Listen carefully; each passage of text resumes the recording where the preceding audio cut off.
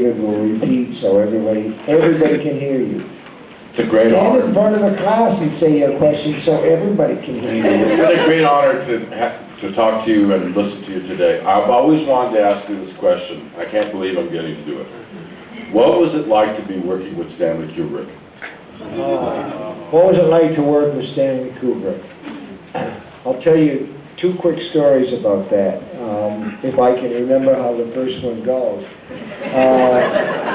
He called, keep in mind, we live in Maine, and my buddy Stan lived in England, so there's a 5-hour time difference.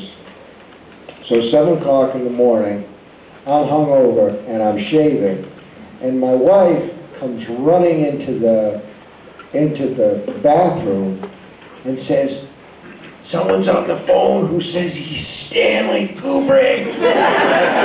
So I go out and I pick up the phone. I still got shaving cream on half my face and blood trickling down because when she said Stanley Kubrick, you know, like that.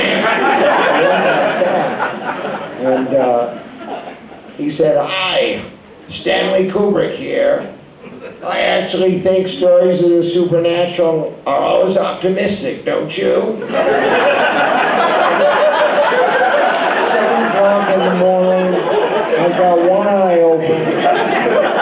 I've got 2 kids who want to have their breakfast, and this guy wants to have a fucking discussion about the philosophical ramifications of supernatural fiction. So I said, "Well, I don't understand exactly what you mean by that, Mr. Kubrick." And he says, "Call me Stanley." And I said, "What do you mean by that, Stanley?" And he said, "Well, supernatural fiction and ghost stories all posit the basic suggestion that we survive death. If we survive death, that's optimistic, isn't it?" And I said, "Well, what about hell?" There's a long pause on the telephone, and he said, "I don't believe in hell."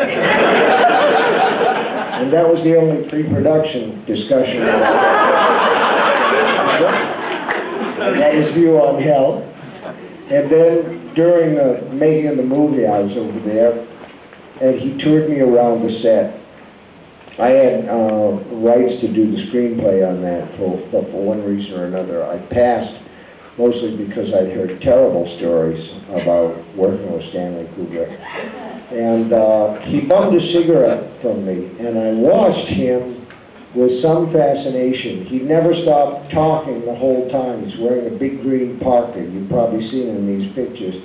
And as he talked, he smoked the cigarette down to the filter, and then started to roll the filter between his fingers, smaller and smaller, until the paper split.